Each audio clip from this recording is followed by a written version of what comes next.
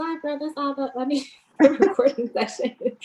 But no, this is so good. Okay, so just a little bit about myself. I'll give you guys my introduction. I had you guys in the background because I was wrapping up the call, but I wanted to kind of still be present and listen a little bit.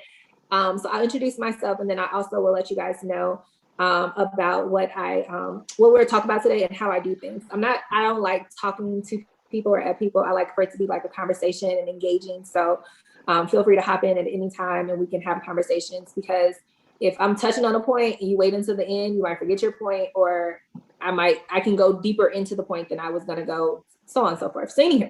Well, Lauren, before you do your introduction, can we let them do theirs so you know more about? Yes. So sorry. I thought everyone had introduced themselves already. No, absolutely. I wanted to wait till we were live. We wanted to wait on you, so we were just chatting and getting to know one another a little better.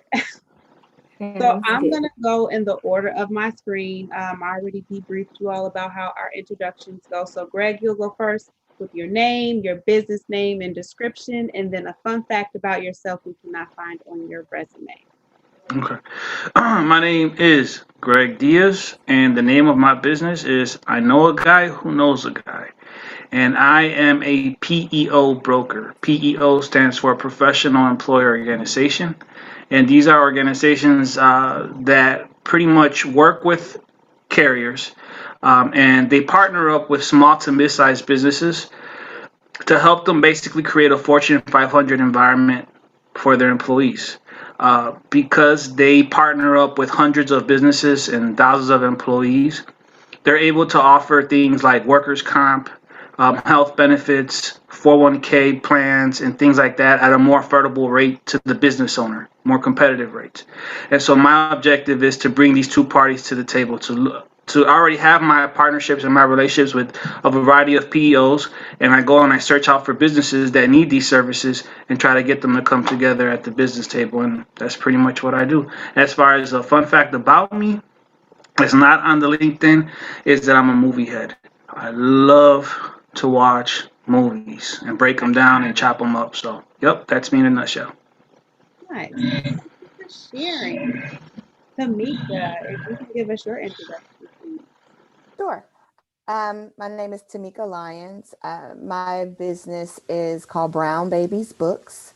I am the founder and owner of that bookstore. It is a niche-based children's bookstore for children and teens. So I offer everything from board books up to young adult novels. The specialty for my store is diversity. So it's not solely diversity in the characters, but it's more so diversity in the authors. So I only carry books that have been written and or illustrated by authors of color. A fun fact about me is I also knit and crochet. And I used to have a little side hustle with that, with making a variety of garments and blankets and you name it, and that. Mm-hmm. Nice. Very interesting. And then Dodo, if you can please introduce yourself to us. Yes. Hi. So my name is Dodo Robinson. I am a licensed cosmetologist and hair salon owner in Madison. I've been in the beauty industry over 20 years now. I also have a second and third business like most entrepreneurs do. My second business is Delali Robinson Cosmetics, where we offer a wide range of foundation, lipsticks, and everything else beauty and counting.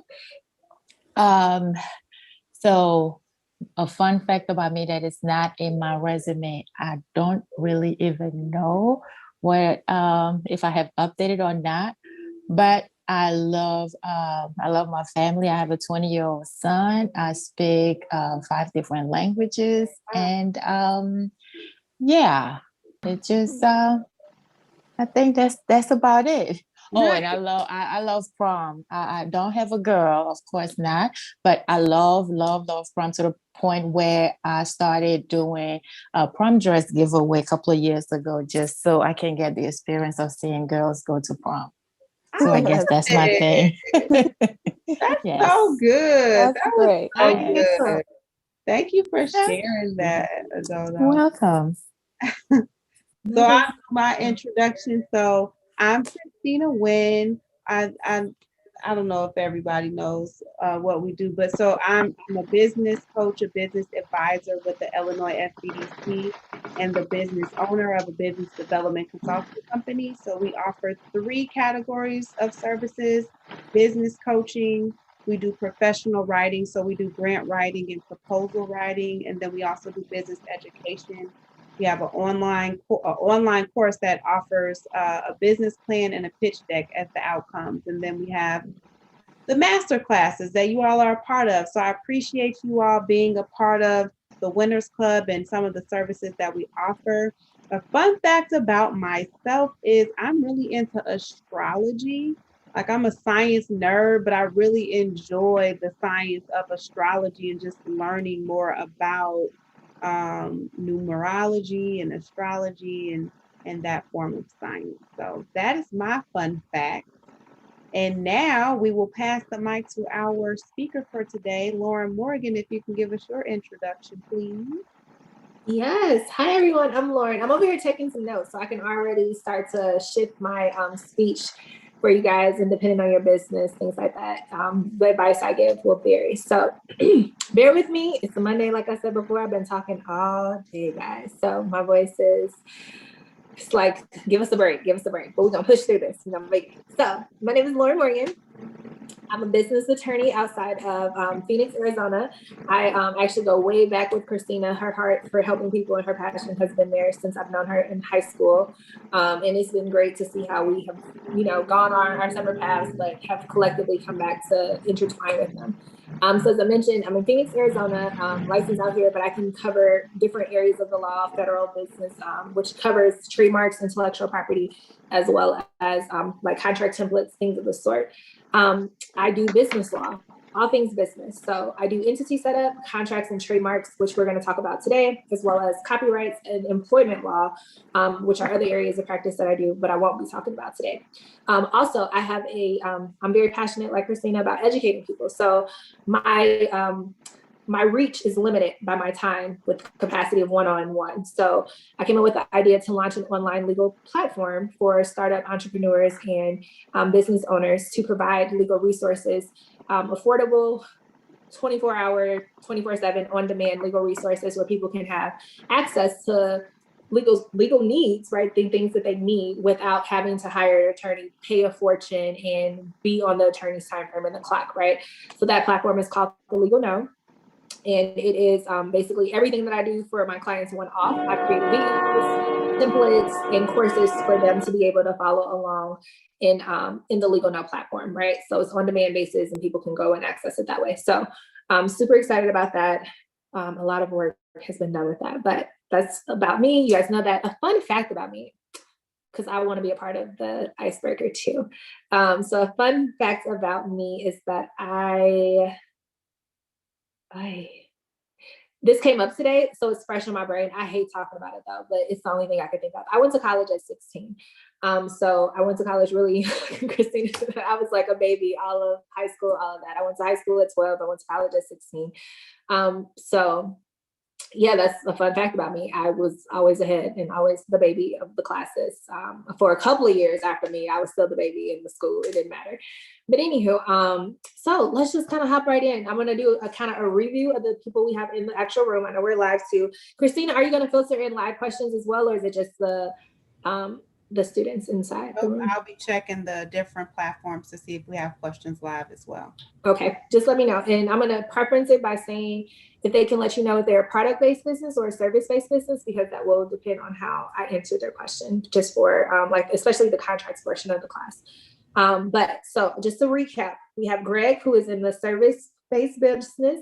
We have Tamika, who is, honestly, Tamika, you kind of crossover. You do products, so that if you are working on the back end with your consumers and people who are doing it, you're also providing a service for them. So you're kind of a blend in the two of those. And so I put you down for both. And then Adodo, right? Adodo, thank you. Pronouncing. So Adodo, you are in you're mostly products. But it can be service-based if you ever decide you want to like actually have people come in and you use your cosmetics there and you're providing that service as well as them buying the products. But mostly you're going to be a product-based business. So with that being said, let's kind of hop right in. Mostly we're going to focus on contracts and trademarks because entity setup for the most part, and I don't want to graze over this, but for the most part, you guys seem like you're pretty established and you already have some type of entity, right? So by nodding of the heads or something like that, let me know that you guys have already kind of established your entity, you know what the entity has and needs, and we're kind of good there. Adodo, your mic came out. So did you want to comment on that? Yes. So actually, I'm more service-based because of the hair salon, and the makeup is an addition as a product service. And yes, I am pretty much set up for my entity. When I was talking to Christina the other day, I told her that I actually had to change my entity in 2014 because I started off in 2012 as a corporation, and then found out 2 years later that the name I was using was already trademarked. So I had to change the name and change the entity in 2014.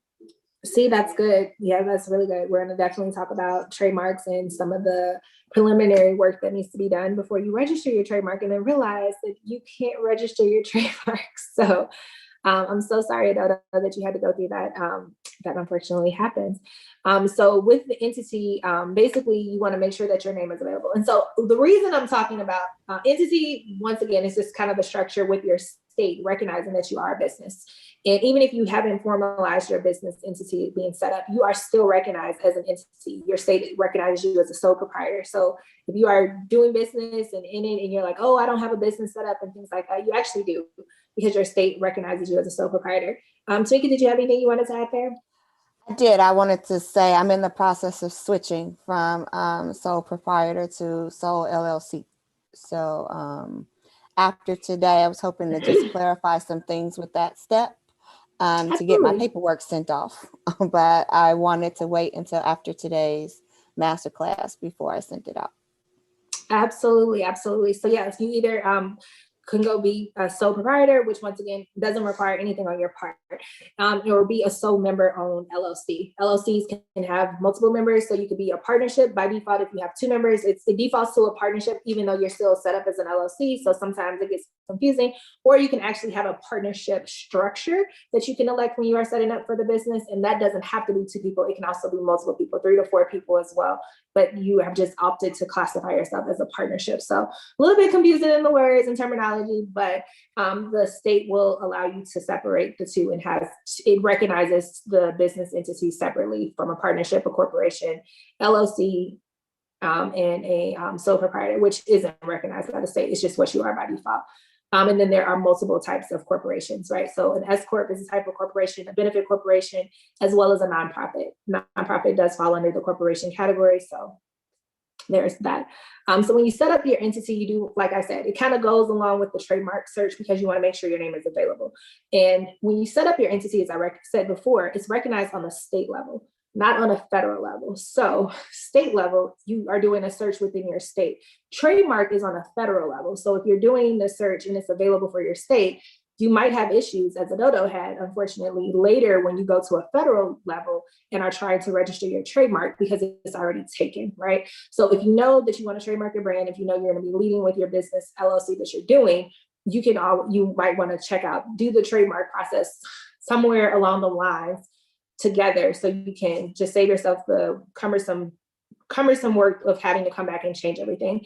Another solution to that, Adodo, is to, if you have the entity name set up and it was already available in the state, keep the entity, right? Don't merge it, don't change it. You could just do a DBA, right? Which recognizes that. And then if the DBA is available, trademark the DBA.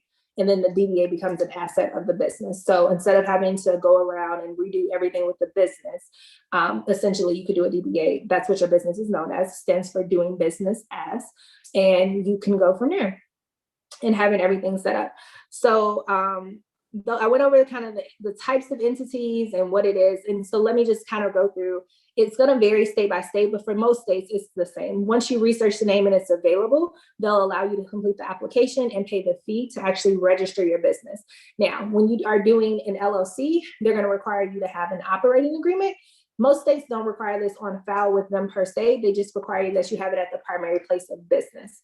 And when you go from a corp or LLC to any of the corporations, you are required to then have bylaws. Bylaws dictate out who your shareholders are, who your board members are, so on and so forth.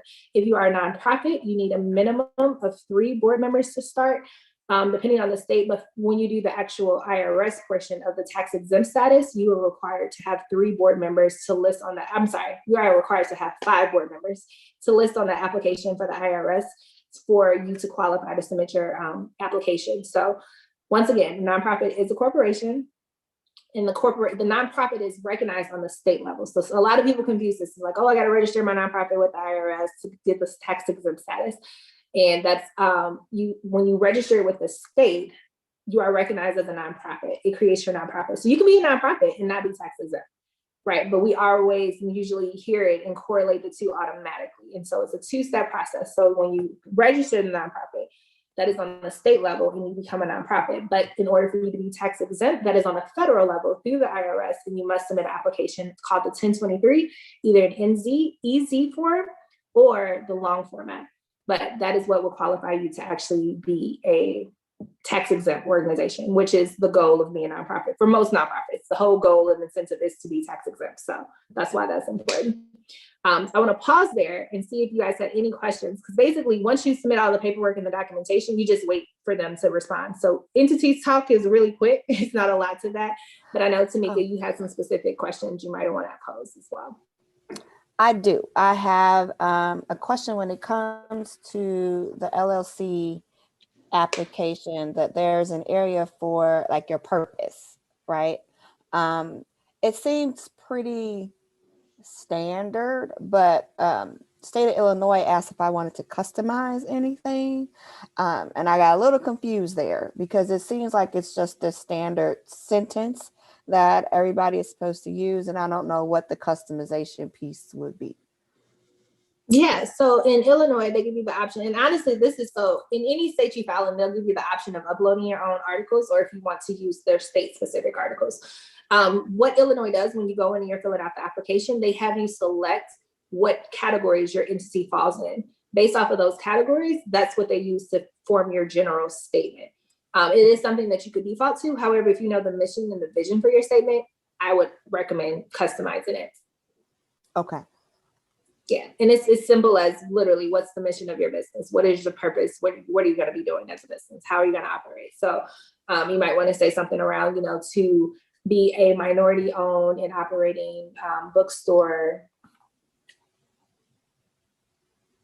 I'm trying to think of everything else you said and finesse the wording for it, but something along the lines of that, right? So I think customizing it could be good. And here's also why, right? If you are ever in the position where you are applying for some type of grant money or anything like that open to your business, honestly, a lot of money is available to minority owned businesses and companies, right? If you qualify and you get, especially being Black owned as well as woman owned, you qualify for a lot of money. And so with that, sometimes they like to see your organization documents. And if that is the case, it might be beneficial for you to have listed that out in your purpose, is typically what that is and things like that. So I would recommend customizing it just for, positioning yourself later down the line. Okay. Great question. Greg or Adodo, did you have any questions for me while we're here? Or Christina, did we get any in? Because honestly, the entity talk is really quick. So I'm going to go into the contract portion, and I'm going to touch on entity a little bit because it's important for contracts, but I want to make sure that you guys know. Go ahead, Greg. I don't see any. I'm good. Okay. I just had a question because I wasn't sure if I understood you correctly for the trademark. Is there a difference between the state and federal level, or are you saying that? Were you trying to say that when you're registering your name as an LLC, that's the state level, but then when you want to trademark it, that's federal? There is a difference. I was saying that one is state. Your business LLC is not federal. It is a separate process. And so we're going to talk about trademarks a little later. Okay. A little bit more in depth in it, but LLC, it is only a state thing. So I was saying, if you want to make sure that your name is protected, you might want to also do the federal trademarking process at a similar time, so you don't have any issues with not getting the name on the state level, and then later when you want the federal name, it's not available to you. So that's what I was suggesting. Gotcha. Thank you. You're welcome. You're welcome. Go ahead, Christine. I think we got some questions in from online. No, I was saying I didn't see any questions yet. Okay. Awesome. No worries. So moving on into contracts, right? So contracts are a little different depending on the type of business, right? So if you are product-based, your contract is actually sufficient if you have a detailed invoice, right? With the contract for a product base, it needs to have the quantity, it needs to have the date, the purchase cost of it. It needs to have like the delivery date, which most products, the delivery is at the time that you pay for it, right? So I'm literally doing the deal with you there. I exchange money, I get the product, right? And that's that exchange right there. And so the invoice, honestly, even a receipt at that point in time, right? A contract is literally what McDonald's gives you when you purchase your food and you get the money and they tender that back out to you. That is a contract. So in product-based businesses, an invoice when you are like selling books or doing anything, that's going to be sufficient enough for that. And or a receipt. So the main things that those contracts have is the parties that it is, if there's a return policy. Most people don't have return policies at this time, but also there can be the cost. It's going to be very important, the quantity that is being purchased and the description of the item that is being purchased, like this little SKU code when people scan it and things of that nature. So product contracts are fairly easy unless you are doing them in bulk. And that is where we get into why you are needing a detailed contract. If you are doing them in bulk or you're doing a custom order, right? So if you are doing something where you are custom designing mugs or a specialty order, you will want to have a more custom contract as well, because you want to specify what that customer need is. That's going to vary from customer to customer because it's a custom order, right? The cost might also vary from customer to customer because it is a custom order. That's not something that is a product where you can just have an invoice or you can just have some type of receipt to show that. You want to have a contract, because if it's a custom order, there might be special steps that are involved in taking that. And you want to make sure that you have that listed out. So if a step is missed, if compensation isn't provided, things like that, you can show, hey, this was included in the contract. This is what that contract was supposed to cover. They paid for this, they received this, and now we're having an issue, but I've already gone and done this work, especially in custom orders, right? And this is a lot of times when you get into bulk ordering with manufacturers or things like that, and it gets very costly. This is why, even though you are wanting one item, essentially, right? If I start mass producing this and I'm in the middle of that, my process is the same. I have to run this through for 1,200 products. It cannot change, right? So even though you're only getting one or one was good, and you now want to come back and say, I owe you a refund because you only wanted one out of the 1,200, the cost of me doing this, my process, which I detailed out in the contract, right? That's important. It costs me $1,200, or I have to make the $1,200, and that's what your cost was based off of, not the one that you just wanted from that, right? Which is why a lot of times when you're doing bulk orders, things like that, they won't let that qualify or constitute for a refund or things like that. But when you're doing bulk orders or you're doing bulk orders, honestly, if it's the same product, those can also be considered okay based off of an invoice. But usually people will give a little bit more information, such as the shipping is included, right? Or that's important if they're doing a bulk order. How is that going to be received? Who's going to be responsible for it during transit? It gets a little bit more specific. I'm trying to think of what it's called in detail. So depending on the field, but if you are doing a bulk order and it has a list of all the products that you are getting, right? You might see an invoice sheet on there. I can't think of what it's called. It's like a bill of order or something like that. A bill of sale. It's a bill of sale. So if you ever have seen a bill of sale, the first page is usually invoice formatted looking, right? The descriptions that it is going to be a summary cost and things like that. But it's not just that one page. It's not just the invoice. It usually comes with a description, like an actual breakdown of what products are included in here and what is going to happen to the shipment in transit, right? So even though it's called a bill of sale, because it has the invoice, the billing part of it is the contract portion of that form that is being provided. Does that make sense to you guys? Okay, cool. And sometimes I love this stuff. I'm clearly a lawyer. This stuff can get a little dense. So if I go dense for you guys and I start boring you guys, please feel free to be like, well, that's a little confusing. Let's not talk about that, right? I can definitely adjust. So let's switch over to the service-based businesses, right? And so this is why this is so important in having a service-based contract, because your services, depending on the needs of your client, are going to vary from client to client as well. but also, or they could potentially vary, right? But your pricing might be set, but you also want to detail out maybe the timelines for it, right? Like my contracts for my clients, if I'm doing a custom contract for you, my standard timeline is 2 weeks.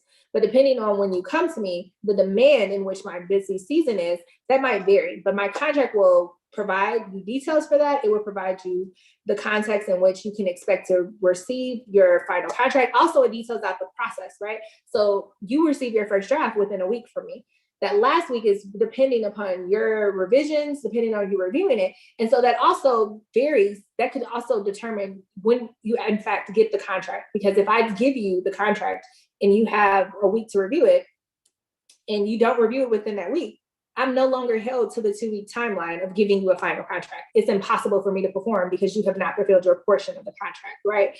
So in service-based businesses, you want to make sure that you've detailed out that, because it's usually more around some type of a relationship. I need something from the client in order to provide for the client. When I onboard my clients, usually there's some type of questionnaire that initiates the start of our business. If they don't fill out that questionnaire, I can't start working with you, right? However, that is a part of it. So in the part of my contract, it says, it's not on me. I didn't breach the contract because you are expecting me to do work, but you have unfulfilled your portion, what I need from you in order to do my work, right? It's also not my responsibility, my job, to chase you down like a kindergartner and babysit you to get this contract and this questionnaire filled out in order for me to get this done, right? So I'm very clear about that in my contracts. This is not required, but in service-based business, just personal, this is just like a random business stuff. But I think it's also great to set service expectations, right? I have a business cell phone, which just happens to be Apple. And sometimes people text it and they assume that it is a personal line. However, it is not. And it is set to do not disturb. So after hours, it goes off. People are calling, they're being forwarded, and they think it's personal, like it's my personal line. And so I have a service expectations. These are the hours in which you can reach me. This is when you can expect for me to hear back from me, right? If I haven't responded within 24 to 48 hours, please follow up again. That's not customary, right? And so I set these expectations for people and give that to them so they know. Just service expectations, it has really, even though it's not technically a part of my contract, I always send it as a follow-up when I'm onboarding clients because I want to provide a great service.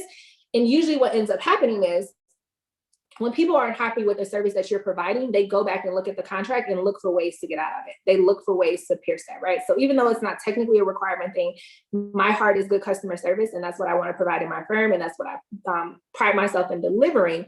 I have to make sure that I'm communicating all of that, right? What happens for me when I have retainer clients and they aren't paying on time? Well, what is, and usually I work with clients one-off where that happens, but contractually, it is always written that I can see services immediately when I'm not being compensated, right? And that's something you always want to make sure that your contract provides for as well, because getting paid is important. We all have to make a living out here, right? And so what happens when they are late with their payment or their fee, right? That you might want to have an interest rate that is accrued with that. Or you might just want to have a flat late fee, but you want to make sure that that is also in your agreement and you have that listed out. So it is very specific. What happens when someone, they have a return check that goes back, or no, people don't really do return checks anymore, but sometimes some businesses, larger corporations and businesses, they still cut checks. So if you get a check and it's returned or something like that, you want to know, hey, I get charged for my thing, this fee. It is also an inconvenience for me. So I'm going to charge you $50 when they're only charging me $25 because now I need to go back to the bank. I got to pay more gas. I have to do these things, right? The contract really is to provide for you clear communication on the if, buts, and whens that will inevitably arise in life. It's just life, right? We all enter into these relationships and it's all sunshine and rainbows in the beginning. And we aren't foreseeing or thinking about when things can go wrong, but it is life. If it can go wrong, it will go wrong. That's just life. And we have to be prepared for that. And that's what we want to make sure that our contract is detailing out and listing. A great example of that. This time last year, everyone's life was being abruptly stopped because we were not expecting to be going down on shutdown. And then when it happened, everybody thought in the midst of a world pandemic, no one saw that we would still a year later barely be resembling some form of normality, right? Barely. We're still not normal at all, but we're kind of trying to see it. But to that point, everyone thought that we'd be shut down for maybe a week, maybe two. We were shut down for almost a year. almost a year. Do you know how many weddings got canceled? Do you know how many funerals were put on hold? Do you know how many service-based businesses, they went out of business, but I'm in contract with you already, right? How many products no longer could get their shipments in from China, so they couldn't deliver on their orders, right? The world shifted and was abruptly interrupted. And do you know how many people were upset because they had paid for a service or a product and they did not have a contract to fulfill on that and they were out of money? I negotiated several wedding venue contracts last year for people who had contracts and things got shut down and they could no longer have their wedding. And or we signed this agreement detailing out everything that was supposed to happen. And now you're telling me that my wedding can't look like what my contract says, but you're not willing to give me a refund or what do you call it? A discount. Wedding venues still wanted to charge the full price. And now you're telling me I can only have half of my people. It was pandemonium. But you know what what clause they should have had in there that they did not? And many of my clients, ever since then, I do not talk about contracts anymore without it. All of my contracts included it anyway. But now the importance of making sure my clients are aware of it, it's called a force majeure clause, right? Depending on the business that you're in, all businesses need a force majeure client though, or force majeure clause. But depending on the type of business you're in, the clauses that you will need within your contract will vary. But a force majeure clause essentially says, outside of the contract is not breached.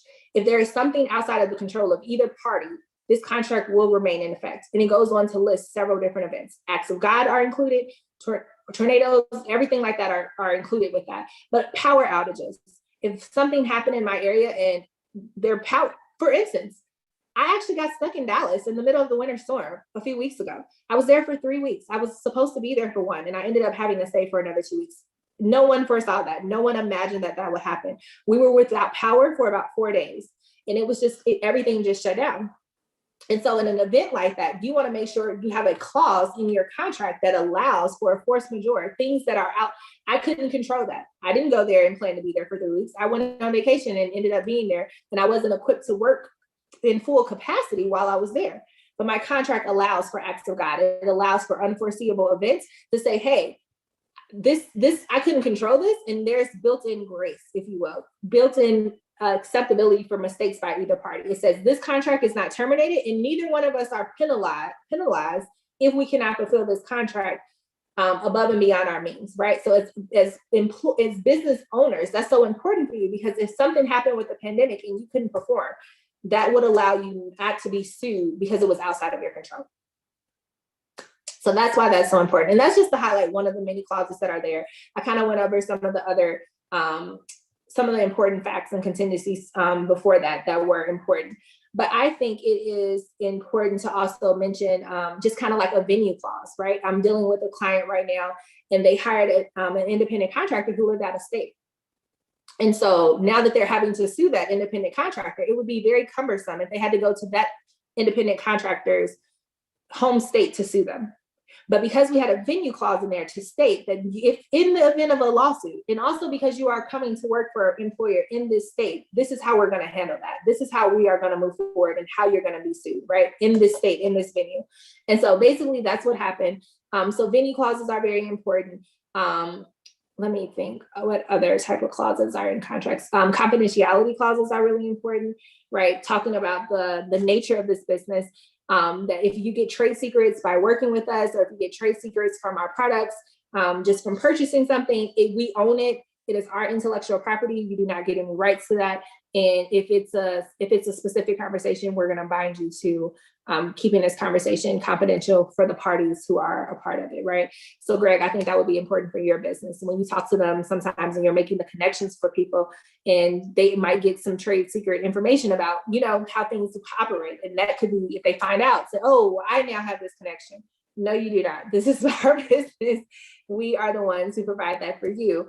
And in the event that you try to say that, try to infringe on that relationship in any way, shape, or form, right? Then you can come back and say, no, you're actually bound by confidentiality. You can't share our resources. You can't share with other people what information you gain, because that's a service we provide. You've paid us for that, but you paid us to do that for you, not for you and your whole network. No, have them come our way. Maybe they get a referral discount, maybe not, but that's what that would be, right? So for the sake of going on and belaboring the point, I do want to pause, see if anybody has any questions around contracts for me, anything specifically that I can delve a little deeper into for you, or anything that I didn't mention that you have heard of or had questions around that I can ask for you. Go ahead, Tanika. I do. So as you said, my business is products, but I provide a service on the back end to educators and groups and teachers and things like that. And so I do have an agreement that I've drafted up with working with an educational program to provide bulk orders of curriculum, right, for their customers. My question is, you mentioned a questionnaire, and I never thought to create a questionnaire. We just had a lot of conversations and I was taking notes on what they need and what they want and what we agreed on. And I put all of that together with our trade secret type of stuff, logos, use of each other's logos on websites, confidential stuff, that nature. It's been months and it has not been signed. And so it's like, okay, I've been real clear. We're not starting anything. I'm not doing anything until I have this agreement, but there's no deadline to getting it's kind of like, we don't move forward until we have this agreement. But I'm wondering if there's something else that I need to do. Because it's like every month or so, there's this little warm touch point. I'm still working on this. I'm getting this together. And I didn't forget about your agreement. But the months are going, and we haven't solidified anything outside of just talking it through. Got you. So summarize that up for me and tell me what your question was, because you started off with a questionnaire and then we ended up with the unsigned so my question, I guess it's two questions. So it's one in terms of what's included on the questionnaire, right? With a questionnaire, what does that structure look like? And then the second piece is in terms of like the timeline or creating some structure around agreement itself. So, we have an agreement, but it's not signed, what do you do for that when it's stalled? It's like, we've had this conversation, but there's no signatures. It happens in my business as well. And so I think, especially in my business, there's an urgency point and people are so like, oh my God, I need to get this done. Well, first of all, I do not start any representation until I'm paid, right? And so there's also, so I'm gonna start with the last question first, I guess, and go back. So once payment has been rendered, that is actually considered an action on the part of the party to accept the terms of the agreement, right? Especially if you've done your due diligence and sent it out, they can contest it and say, well, I didn't agree to that. I didn't sign it and things like that. However, from your part, it's like, well, it speaks to the nature of your mind for the scope of business and service that you intended to provide at a minimum, right? They can contest it and try to go back and forth. But I would argue, right? And I have a CRM system that tracks my time. It tracks when people look at my contracts. I have a whole record, right? Which is good because it shows and see like, okay, you didn't sign off on this, but I know that you received it. I know that you opened it. And I can see every time you come back in and look at it. And it also time stacks, of course, whenever you do officially sign it, right? And so my CRM automatically, I'm not babysitting people, right? It automatically sends out reminders to people. And honestly, sometimes I'm like, sometimes people, they let me know that they're not going to get to this until later on, but they want me to send it to them immediately. I immediately let them know I'm not hassling you or tracking. It is my CRM system. It will automatically remind you at a minimum of once a month, right? Before your payment is due, when it comes up and when it is late. That is not me. It is automatic. I don't even know they're going out half the time until I come in the CRM system and look and see. But if we're not working together, I'm not in your account looking anyway, right? So, but back to the render to payment service, right? So I send that out before I send out my contracts and my invoices at the same time. So if you happen to pay my invoice prior to service and you're very adamant about getting this done, and I will start service with you. The reminders for the contracts are going out. You know about that. And if you try to come back and contest that, it is going to be recognized at a minimum that you got it. I can show that you saw it. You rendered payment in light of all of that, which is going to signify by action the acceptance of the contract. Now, that is not as good as them signing the contract, but it is something, right? And so honestly, by the time I've already started service and I'm in it, people don't mind to sign the contract at that point, right? So we can have a follow-up just for compliance purposes for my offices and say, hey, you didn't sign the contract. I really do need you to go back and do this. We're already in the midst of service. Nothing has changed. You're doing this. I just need you to do it for my record keeping purposes, right? So that's the first thing. And as far as questionnaire, it depends on the nature of your business, right? So I have a couple of questionnaires that I send my clients depending on the service they're getting. I try to do for every client an onboarding questionnaire, which just gives me their general information, right? So your cell phone, your contact information, things like that, which I typically have just because of my scheduling system. But just to make sure my system is updated and it's saved in my CRM, I send them a questionnaire. And also, I'm really big on birthdays, so I try to capture things like that so I can have a personal touch with my clients throughout the year, right? So that's my onboarding contract. Depending on the service that they're getting, I need to make sure that we have a paper trail. That's very important in law. So many miscommunications happen just in life, right? But in law, I can't afford to mess up on your legal documentation and representation. So I need you to tell me exactly what it is that you wanted. Even though we've had a consult, even though I'm aware of it, I need you in your own words and your writing to send me what it is that you need. My questionnaire form is, depending on the service they're receiving, is formatted for that service. So I have one for trademarking, I have one for contracts, and I have one for their entity. And it asks them all the questions that I need to know to provide the service for them, right? And it's their writing. So if I make a mistake, we can now go back and see who made the mistake. Did I just take what you had written down, or was it something that I misread, or I was rushing and I forgot a comma or a period, or I misspelled something, and that's on me, right? So now we can hold each other accountable because you have filled out the information that you wanted to your standard, right? And now we can see, well, Lauren clearly made the mistake because we have, once again, a time-stamped document that you completed with your responses. And it comes up often. Clients are like, well, I told you that. No, you didn't. You thought you did. You were thinking it, but you didn't communicate that to me, right? And now I can go back in and say, actually, on this form, on this date, I can give it back to them and say, you didn't do that. Or vice versa, right? I'm human, I make mistakes, right? So I'm like, oh, you know what? Actually, you did do that. I see that, and I didn't get that done, right? And then sometimes if it comes after the questionnaire, people want to change things, that's okay too. I make sure that we have an email document paper trail of that so we can see what changes need to be made, who's corresponding with what, so on and so forth. So yeah. Okay. I have a question from Facebook. Yes, and she asked, is an online magazine considered a product-based business? Yes, because people pay a set amount, they get the magazine. So it would be kind of considered as an exchange rate for that. I mean, they provide a service in regards to what they're putting in the magazine and things like that. And it might decide how people are purchasing things, and they might have some service. So it's kind of a blend, but mostly it's a product. The magazine is a product that you go and buy. That would be the category. But as far as how you run your business, it probably is considered a service.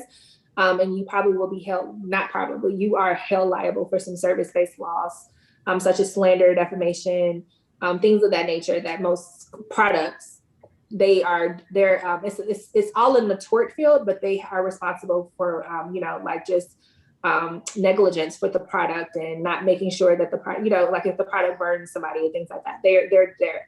But as far as a magazine, it's more of a service-based tort that it will fall under, if you will. That makes sense. Because of slander, defamation, things of that nature. But by nature, they are a product that has a blended service product application of the law. So. Okay, perfect. Yeah. Ododa, did you have a question?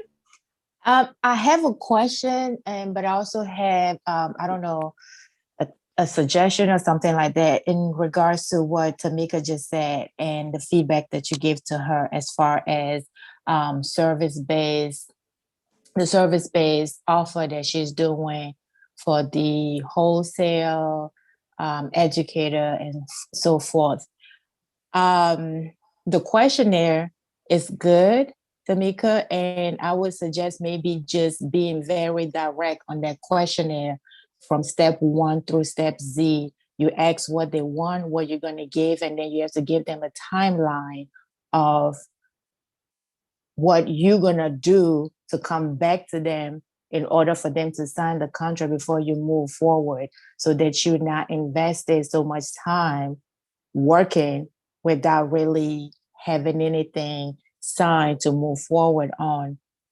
Because that's what I do with my brides.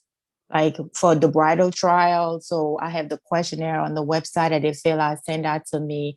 Then I contact them, and then moving forward, I just say, okay, so once we do the trial, you have a week or two to put a deposit down.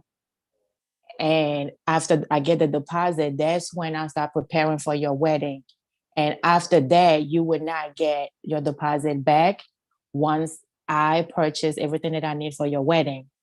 Right. So all that is written in the contract that I send them, so that if for any reason, of course, the wedding cannot take place now with the whole pandemic that we had, I didn't have what Lauren said. I didn't have that act of God in my contract because nobody knew that something like this would happen. So really what saved me was the way my contract was written, and that most of the brides did understand that I have already purchased what I needed for their wedding. So I offered to give them what I purchased in preparation, and then they just give me the rest of the deposit for my time. The ones that were months ahead and I couldn't do that for them, I just really just give them their deposit back, because I knew there's no way we will be able to do anything. But I put those funds in a separate account. So all my deposit are usually in a separate account, not in my business account. So I'm not touching it.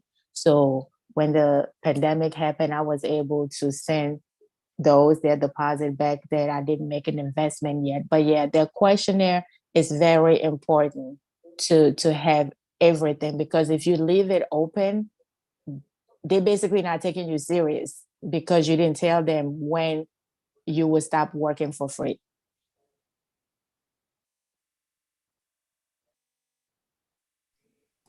Thank you, Dodo. You're welcome. Thank you, Dodo. I appreciate that. Added You're commenting. Yeah. So with that, we kind of wrapped up the conversation around contracts and things like that. And so we'll kind of hop into the trademark portion of it. And so we touched on it a little bit, but trademark kind of consists of, I would say, three segments of trademarking. The very first is researching. We touched on that again with the entity setup, because the importance of making sure the name is available it's everything with trademarking. And so there's actually two components to even the research phase of trademarking, because once you register your trademark, if it is available on the trademark website, it's called the United States Patent and Trademark Office is the actual official name for it. But for the sake of the video and shortening, I'm going to call it the trademark office. But so once you do the trademarking office research, and if it's available, that does not always mean you need to trademark your brand. Here's why. Once they accept it, approve it, you are backed by the federal government power, but it is your responsibility to enforce that. Meaning they will not watch your brand. They will not go out and see who's using it. That will be your responsibility. And even if you find someone that is using it, it is your responsibility to notify them and to use the money to have them come and back you, right? Which means you might have to do a cease and desist letter. If they don't respond to that, then you can do an actual appeal or a letter process with the federal government, the trademark office, but that costs money, right? So that's why the second portion, I would argue, is also, it's kind of more important than if it's available in the trademark office, and that is market research. If you are going to trademark something and brand it, you need to make sure that it is not saturated in the market, because if it is going to cost you an arm and a leg to even protect it, and it is not worth the brand and the value that you are invested on it with, right? So market research is very, very important, as well as the trademark database. If it's not available in both, I do not recommend it to my clients at all. Just, it's not worth it. We're not doing it, right? If they want to go forth and do so, I make sure that my recommendation is writing somewhere, and we will go forth and we will do so, but that now is on you, that responsibility and that burden. So very important to make sure that that's clear with clients, make sure that they are aware of it, that everything is up front, and that they know. So that's the first stage. The second stage is, once it's available in both, you go ahead and you move forward with the actual application. Now, honestly, this is the easiest phase. The application is easy. You just go through and you put in the information about the mark and who owns the mark, and if you are, what category you're filing in. Categories can be a little bit of a struggle. It's over 41, and brands can actually coexist as long as they aren't in the same category, right? So I can say, this is why you have a Lexus, the car, and you have a Lexus, it's legal software, right? They're spelled differently, but when people hear it, depending on the context of the question, it might vary what you're talking about, but they can coexist, and both of them are registered with the United States Trademarking Office because they are in two separate categories. So that can be a little tricky. That would be the only part of the application that I would say is a little confusing. However, the Trademark Office database, they have so much information on this. It's kind of overwhelming. It's a plethora of information of how, and that's why I'm like, it might be helpful to have someone who already knows it and doesn't have to go and research it all the time. But if you have time, it might be beneficial to save money on an attorney if you're confident in your application just to go in, but you have to do some research, look at the categories, make sure that that's the category you want to be in. And honestly, depending on what you're doing, you might be in multiple categories. So you might, and there's a fee for every single category that you file in and every single mark that you're using. What do I mean by mark, Lori? What is the trademark and what does it apply to? That is what a mark is. Trademark applies to your logo, to your company business name. It also applies to any slogan that you might have. It applies to any hashtag that you want to use. And it also applies to any specific colors that your brand wants to be identified with, right? So the infamous Tiffany blue, that is a trademark, which is why, and they had it for years and years and years and years. It's why you won't see that Tiffany blue associated with any other jewelry stores. They own that on jewelry stores. Other people have mimicked it in other arenas, but you will never see a Zales come out with a Tiffany blue. Tiffany owns it. They will shut it down. So, and it's anything associated with your brand. So I can give you an example for each of them. So that was kind of that was the color. If you think about a slogan, just do it. Immediately, everyone knows what you are talking about. Nobody will ever confuse just do it with anything besides Nike. It is a brand. It is this, right? And people, it's so many different hashtags. That's not a good one to come up with. Usually the hashtag is something that they've already slogan, right? So hashtag just do it. That's usually what the hashtag is. So we won't go into that one. And the logo, right? When everyone sees that little swoosh sign, right? That little Nike, everyone automatically knows that it's Nike. They never need to write Nike underneath that anymore. They have branded that, they have positioned it, they have protected that you look at that and you know it's Nike. Or you assume it's Nike. It might be a good knockoff brand from the Chinese, but in a minimum, you know that your assumption is that it is Nike, right?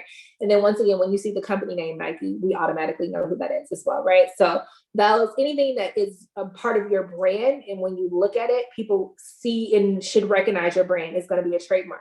And so if we were doing all 5 of those in all 5 categories in one category, that would be 5 applications, 5 different applications, 5 different fees. Right? Not to mention, that's one category. Not to mention if you are doing shoes and clothing and as well as,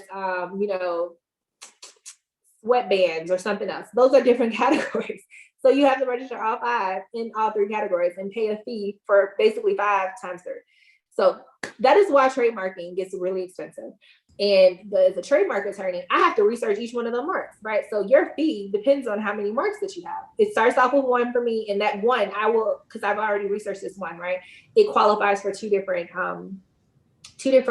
categories because I can look that up easy. But each mark that you add on after that in each category, there's an additional fee for that. So it gets expensive when you're trademarking it for the attorney, but it also gets really expensive as well for the actual fees because they can be very burdensome and expensive.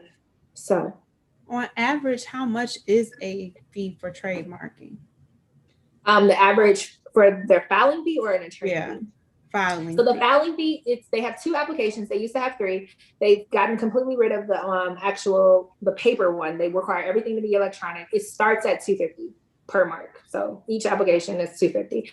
And that's if you are doing a detailed one and you're providing a lot of information. You're going to have to provide the information at the same time anyway, but you can do it at a later time if you kind of sparse it out. So the other application, it's the same application, but it allows you not to have to provide as much information up front. That application fee is $350. So. And when do you recommend, how would you measure a business's level of establishment when they should really consider okay, you're now kind of in the realm where you should really consider trademarking? How do you measure that? Yeah, I think that's a great question. It's not a cookie cutter answer to that. It depends on the business. And basically what you should be looking at engaging is your risk of vulnerability, right? Mm-hmm. So if you have a business and you are just local in Illinois and things like that, you probably do not need a federal trademark. You just probably don't. And especially if you don't plan on branding it and selling it outside of that ever, you just want to stay local, that's it. I would not recommend a federal trademark. Do a state trademark. They have those as well.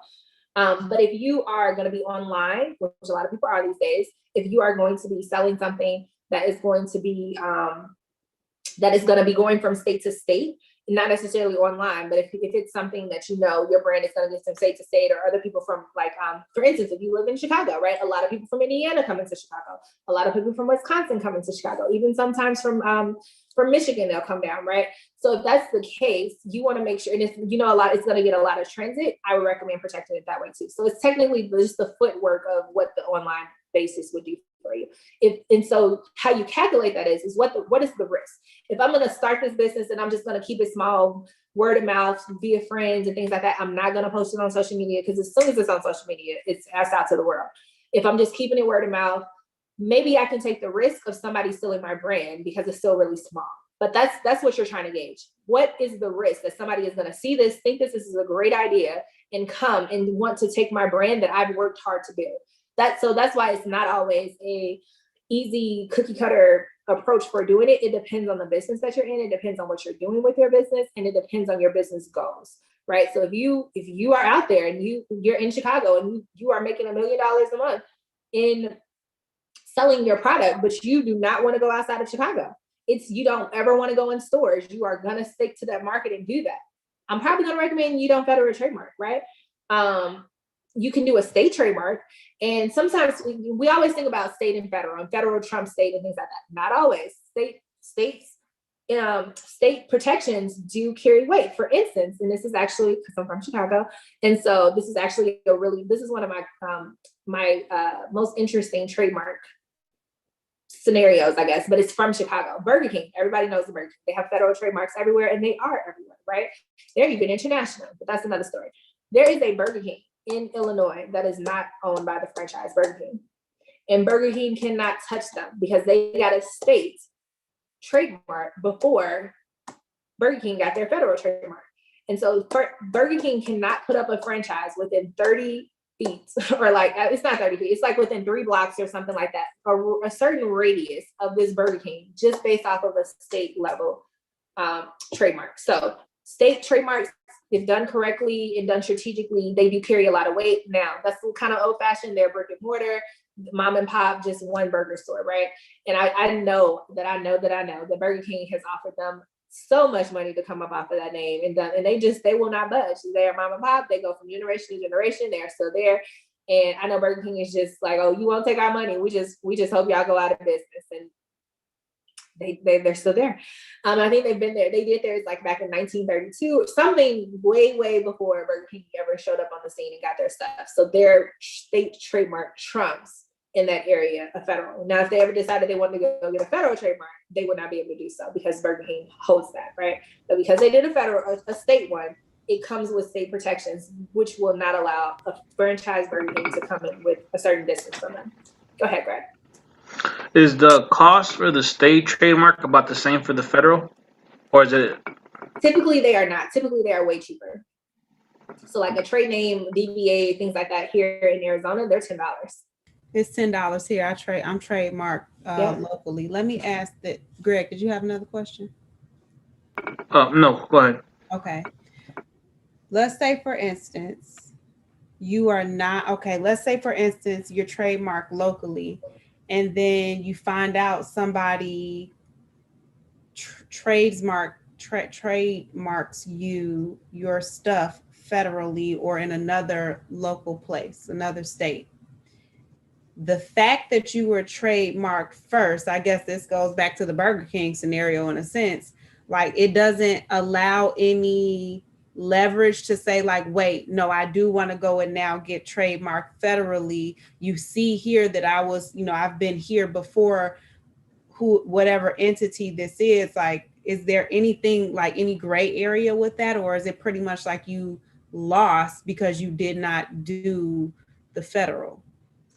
You pretty much lose. There is a tiny loophole, but it's very specific, right? So let's go back to our Burger King scenario, right? the loophole is that if you have been coexisting and in business together without confusion of the marketplace for 5 or more years, they will allow you to coexist. The problem with that is that Burger King in Illinois, they don't have the same market as Burger King franchise, right? And that goes to your specific question that you were posing the scenario. They were stateside. So if you haven't been on a federal level and you haven't been doing everything, like, in all 50 states, it's only been in this one specific state. You can't say that you have the same market as the Burger King. And if you were in all 50 states and we gave you access to that people wouldn't be confused about Burger King and Burger King. They probably would be confused. And because you only own it in this one state, we're not going to allow you to have that. So they could not go and do that. There are different scenarios where people have coexisted for 5 years or longer, right? And people just waited later. They've been doing business internationally. They just waited to get the mark. And they go forth and try to get the mark, and then they can compete and try to argue it that way based off of that. So. Thank you. Yeah, thank you. That was what I needed. Yes, ma'am. So I just thought of another question. So now let's just say, for example, hypothetically, let's just say you were a nonprofit, let's just say, and you trademarked your business name, but then you switched over to an S corp or something. Does the trademark just covers the name, not the designation, or would you have to do it again with the new designation? Right. So as I mentioned before, there's a state side that covers your entities and what you're doing. There can be state trademarks and things like that, but they are completely separate from the federal stuff, right? And so you brought up a point. I don't think you were trying to actually pose that question or make it, but I'm going to pull it out for you and just address it. Is if you have a trademark and it's registered to one party and you do something different with the business, you sell the business, you want to retain it, you can transfer ownership of the trademark. Trademarks are assets for the business. They're intellectual property. So if you did a nonprofit and you later went to an S corp, technically you would need to transfer the ownership to that new business entity. So you can do that. But once again, state is very different from federal. And I think a lot of people are confused by that. A lot of people think because I have my business registered with the state that I also have the trademark for it. You do not. And people are getting in a lot of trouble with that these days. It's not the same. Did that answer your question? I believe so. I'm just going to confirm the answer with you. I'm sorry. Sometimes I could be slow, so be patient.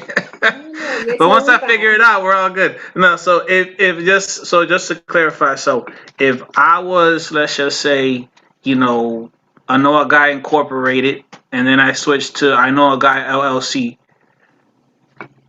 whether on a state or federal level, either way it goes, do I have to refile the trademark because the designation changed from a corporation to LLC? Or that doesn't matter. It's only the name that matters as getting trademarked. And as long as that remains the same under my ownership, whether it's incorporated, whether it's an LLC or whatever, that has no bearing as to the actual having to re-trademark or anything like that. Not to the mark itself, just the ownership of it, right? Just the ownership, right. Just the ownership. Yep. Okay, thank you. Right. Awesome. You're welcome.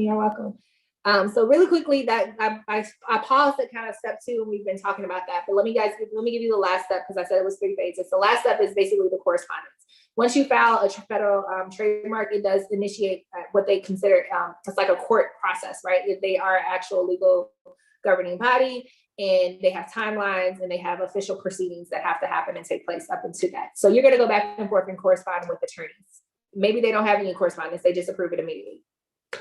Is the database is very saturated right now, so that very rarely happens. Usually they come back and they request more information, or they are saying it's confusing and you need to make your arguments for it.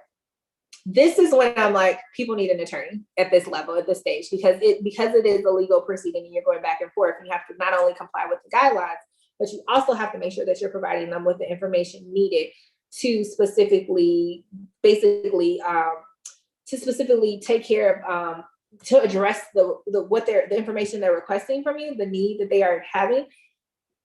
Once again, it's a plethora of information out there, but if you don't know what you don't know and how to respond and what you're looking for, this is where a lot of clients get frustrated. This is where a lot of applications for trademarking falls off by the bandwagon, because people don't know how to respond and don't have the just the know-how of how to do it, right? Even though it's a lot of information there, it's so much information, it's overwhelming.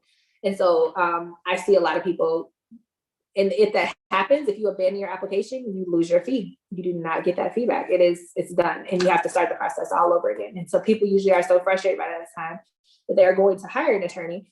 And it could just cost you more money, right? So that's pretty much the process with doing trademarks. Basically, you go back and forth with them. Either they're going to approve it or they don't approve it. That's the third and final step. If they don't approve it, you can always appeal it. It is more money to do so. It goes to another level. And they basically go back and forth with you until it's not a back and forth, but they will hear your case out and then deny it or allow it. And then on the basic level, it depends on the attorney, but usually they give you 3 to 4 responses before they will officially deny it if you aren't providing the information that they need. So, Tamika, did you have a question? I do, because I'm confused. You lost me with why I have to go back and forth with them about my business name. What would be a reason to debate it or explain? I guess I'm trying to understand why it would be confusing to them. So once again, it is a legal proceeding, right? So they get to decide if they're going to lend you their protection to register your name. It's actually the same with the state. They just don't have as strenuous of boundaries, right? It's pretty much, is the name available? You can register your name, right? They'll ask you some questions if you have felonies, things of that nature, but they don't really care.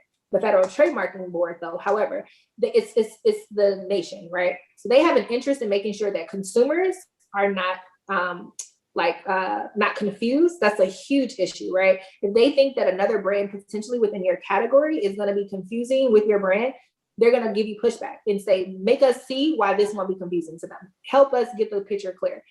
The other thing is that they have a responsibility to make sure that other people who are already registered, you're trying to get into the game. It's already people in the game and they don't want to devalue their brand. We've come to them and asked you for protection. Now they're enforcing that protection and saying, we're not going to let anyone else come in here who can devalue your brand. So maybe your spelling is similar to someone else's and it looks the same, right? And they're like, hey, somebody else already registered with this. And unless they say that you can coexist with them, we're not going to extend our protection to you because we have a responsibility to them to protect their brand, right? Some of these things are things that will come up in the initial search, but there is a lag time, I think of up to 72 hours. It's 24 to 72 hours where the database from people, new applications, it's not in the database. So even though I go in and I search it, I might not see everything because applications have come in between that window of time, but there's right. That's the step I missed. So who's searching? When you apply for a trademark, is there a database that's going to come up that will allow you to search? So that's the very first step, remember? The very first step is that you should search their database and you should do your market research. So but it's two. It's not one or the other. It is both. Market research is important, and if it's saturated, don't even go to the database. But if it's not saturated, you go to the database and it needs to be there. But once again, there's a lag time. That is not it's not a live updated system. So even though you perform research and you do something, once it's in the system and it goes through, you submit your application, it's going to trademark attorneys. They are then going to go through their database, then they're going to pick apart your application to say, this is good enough for us to back, or it does not fit the criteria for us to back. And that is why you will go back and forth with them, because if they come back and say, this does not fit the criteria, we require more information. We need you to make your argument on why we should protect you, right? You got to think about it. I'm coming to you and asking for protection. So you got to make your case sometimes and let them know why that is the case and why you deserve to be protected, even though other brands might exist and things like that. Because they've been around for so long, because online commerce has boomed, especially within this pandemic season, the database, you got to think about it. It's millions of brands who are protected by the trademark. It makes it harder and harder for a brand to come in. If you are not extremely unique, they are going to challenge your name. Because there's already probably a brand in there that competes with that. And there are a number of reasons that you guys can coexist and things like that. But if you are working with an attorney, if you don't know that, then that could become the issue essentially. So that is why you go back and forth with them. Okay. I have another question from the Facebook, and it's so for an online magazine, how many things or components of the business need to be trademarked? So once again, it depends on them. It's the 5 things that I listed off before, right? So the company name, the company logo, the slogan, hashtag, or a color, right? So it's what they want to trademark from the brand that they have. Got it. Okay. And I think for them, what they also might be thinking about, because it's a print magazine, is a copyright, which is separate from a trademark. But because it is a literary, like artistic piece of work, they can copyright that, but it's not a trademark. So that's probably more so, I think, what they might be asking in the question. Got it. I'll keep you posted. Okay. Awesome. Well, that's my spill on trademarks, because the last part is you going back and forth until they approve it or don't approve it, and you go to the appeal. But I think I answered everyone's questions here. I want to open it back up. Did anybody, I know some of these things kind of correlated and overlap, but I want to see if anyone has any questions as a whole. I think we're still within the time frame. We have about 7 minutes left, I think. Okay, perfect. So within the last 7 minutes, I can just open it up in general, and I can take any questions that you guys have about business law, about the 3 topics that I touched on today. Yeah, and see how it can help you. Go ahead. Okay. Yeah. So basically, you're saying that just because I market research it, and just because it comes up clear initially when I search the database, there's still a chance that they might come back and ask me to justify my position because it's not up to date. It's not live up to date on all the names that people submit. So there's also, as a business owner, I should always keep in the back of my head that regardless, there's a possibility that between the time that I put it in and the time they got back to me, someone may have put in for that name. So it's not the time that you put in for it, because from the time you put in your application, it is timestamped. That is even when they approve it, it is backdated to that timestamp, right?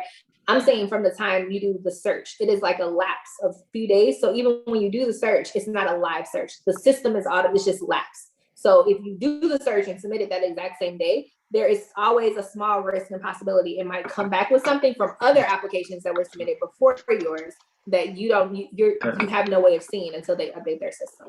Right. Okay. Yeah. Mm-hmm. Yeah, that makes sense. Yes, sir. Awesome.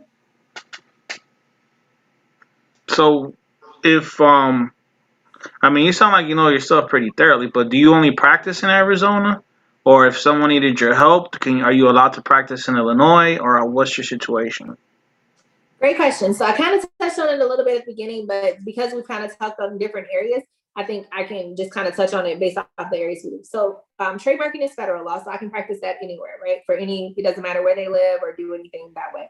So contracts and entity setup, you don't have to be a lawyer to draft a contract. There are business coaches that write contracts. There are business coaches that help set up entities, right? So what I do is that I actually do it as a consulting rate. If you need an entity set up or contracts and you aren't within the state that I live in, you automatically get a discounted rate because I'm a consultant with lawyer experience and qualifications that I'm bringing for you. But I represent you as a consultant, right? So I'm giving you the consultant rate based off of me not being licensed in your state. So that is, so technically, yes, everything I've talked about today, I can do that for you no matter where you live at.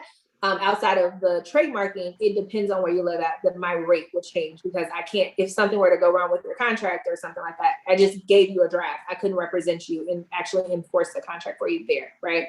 But the research and everything based off the law has been done because of my expertise in it. But it's just like a business consultant. If they gave you a contract, they can't go to court and represent you for it, right?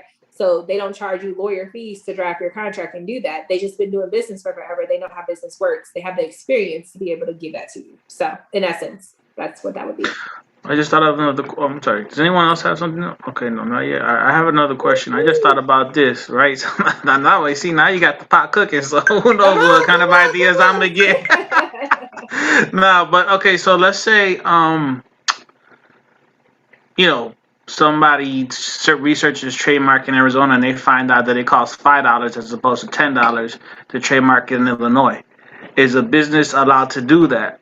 Like if they found they wanted to, how sometimes you can set up, even though I live here in Illinois, but if I wanted to set up my LLC in another state, some states allow that. Absolutely. So is it the same thing for trademark? Like, could you do that or no? Once again, it doesn't really work that way because of the jurisdiction, right? Who's going to be backing you and enforcing it? So if my business isn't in Arizona, right, it's a little bit different from the actual entity setup when it comes to trade names. If I'm not operating in Arizona and I have a business in Illinois, what's the benefit of me registering a trade name for protections in Arizona that doesn't cover my business, right?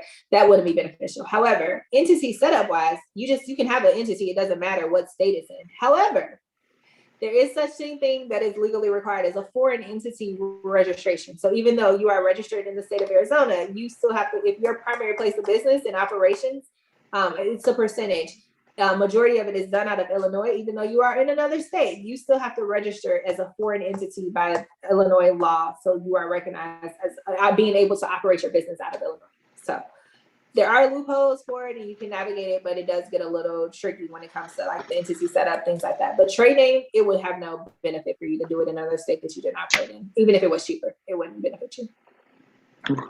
Okay, so I do have a question kind of in the same realm of as Greg. So registered in Illinois, but you're doing business with people outside of Illinois already. Mm-hmm. Do you then look to start putting some protection around yourself in these other states, even though you're not physically doing business, right? Because it's like service based. Is that still necessary, or what would you say about that? So once again, so the entity registration is you just need to be set up as some type of entity. It doesn't matter what state you're in. You can go in other states and you can operate as long as your primary place of business, the majority of your business is being done in that home state.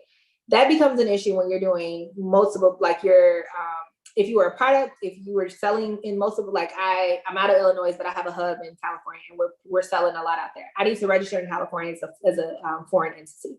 However, if you're service-based and it's online and your primary place of business is Illinois, it doesn't matter where you're operating out of, you're just going to be out of Illinois because your primary place of business hasn't been established anyplace else. It's just in Illinois. So it does vary and depending on the place that you go for.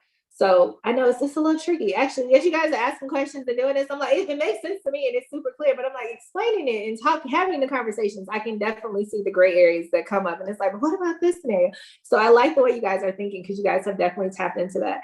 And as a lawyer, it is our job to go in and honestly to find loopholes. Don't tell me what I can do. Tell me how I can figure out a way around it, right? That's what the lawyers do and figure out. And that's how they train us to, right? It's like, no, I'm gonna read this and I'm gonna find a loophole in this law to figure out how to finesse that, right? Which is what I hear you guys trying to do. Well, we don't want to pay taxes over here, so we can go register over here and pay a lower fee and do that. And it's like, yeah, you can finesse that in some ways, but if you're still doing this legally, unfortunately, you're still gonna have to do that, right? So how can we figure out, knowing all of that, what is the real loophole we're trying to accomplish to alleviate all of that from being the case and needed, right? So great questions.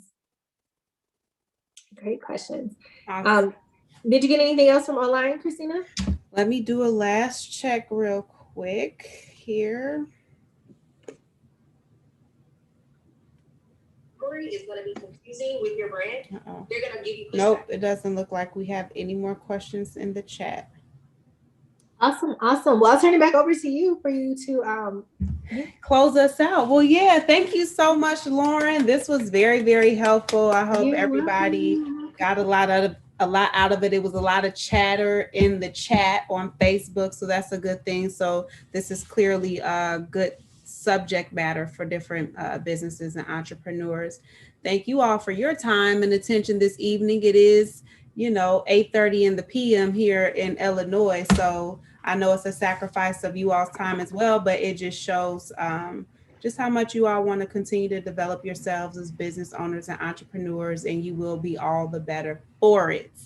So in closing, I would just ask you all, as well as anybody that's watching online, make sure you share this video with other people who could use the information. Subscribe to the newsletter so that you could be notified. We do these master classes every week on different subject matter. And so join us again, tell a friend, especially if it was helpful for you, give us some feedback, we appreciate it. And if there are no more comments, questions, or concerns, final thoughts, then we can go ahead and close out the call. Well, I just want to say on behalf of the group, because the group's been expressing it, but I guess I'll just verbalize it. We're very thankful to you, Christina and Lauren, for coming through and delivering this information. We know you could charge us for it and do a whole lot of other stuff, but you guys showed a giving spirit today. So no doubt you'll be blessed for that, and you've helped some people today. So we appreciate that. So thank you. You all are very welcome. It's my pleasure. All right. All right. Deuces. In the words of Greg, deuces.